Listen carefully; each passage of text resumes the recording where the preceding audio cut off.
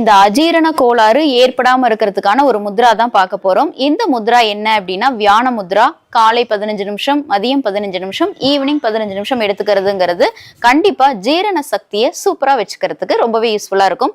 First என்ன பண்ணும் அப்படின்னா, அதாவது நம்மளோட கட்டை விரலோட நுனியில ஆள்காட்டி விரலோட நுனியை டச் பண்ணிட்டு அதுக்கு மேல நடு விரலோட நுனியை டச் பண்ணிடணும். மற்ற 2 விரல்களும் ஸ்டாண்டிங்ல தான் இருக்கணும்.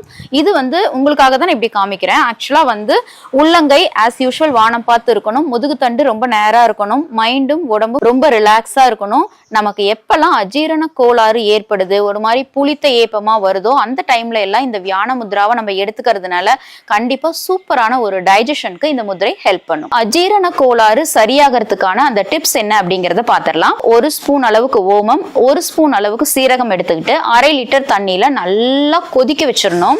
கொதிக்க வச்சு அந்த தண்ணி 1/4 லிட்டர் ஆனதுக்கு அப்புறம் நல்லா அந்த தண்ணியை ஆற வச்சு ஃபில்டர் பண்ணிட்டு சூப்பரா ஒரு கண்ணாடி பாட்டில்ல ஸ்டோர் பண்ணி வச்சிட்டோம் அப்படின்னா, குழந்தைங்களுக்கா இருந்தது அப்படின்னா, அதாவது எப்பயாவது குழந்தைங்களுக்கு இந்த செரிமான தொந்தரவு, வாமிட் பண்றாங்க அப்படின்னா அந்த டைம்ல நீங்க இதை ஸ்டோர் பண்ணி வச்சிருக்கீங்க இல்லைங்களா, இதை 1 ஸ்பூன் அளவுக்கு கொடுக்கலாம். கண்டிப்பா சூப்பரா சரியாயிடும்.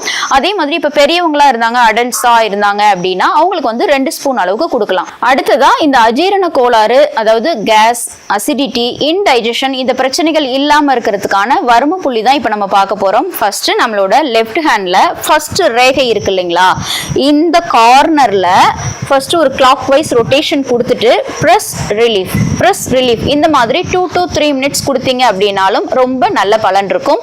அதே மாதிரியே நம்மோட நடுவிரல்ல இந்த ஃபர்ஸ்ட் பள்ளம் இருக்கு இல்லைங்களா, ஃபர்ஸ்ட் ரேகை இருக்கு இல்லையா மேல, அதாவது உள்பக்கம் ரேகை இருக்கும், பின்னாடி இங்க ஃபர்ஸ்ட் பள்ளம் இருக்கும் இல்லையா, இதுலயும் அதே மாதிரியே ஃபர்ஸ்ட் கிளாக் வைஸ் ரொட்டேஷன் கொடுத்துட்டு பிரஸ் ரிலீஃப் இந்த மாதிரி பண்றதுனால கண்டிப்பா நமக்கு இந்த கேஸ், அசிடிட்டி, இன்டைஜஷன் ப்ராப்ளம் இல்லாம ரொம்பவே ஆரோக்கியமா வாழலாம்.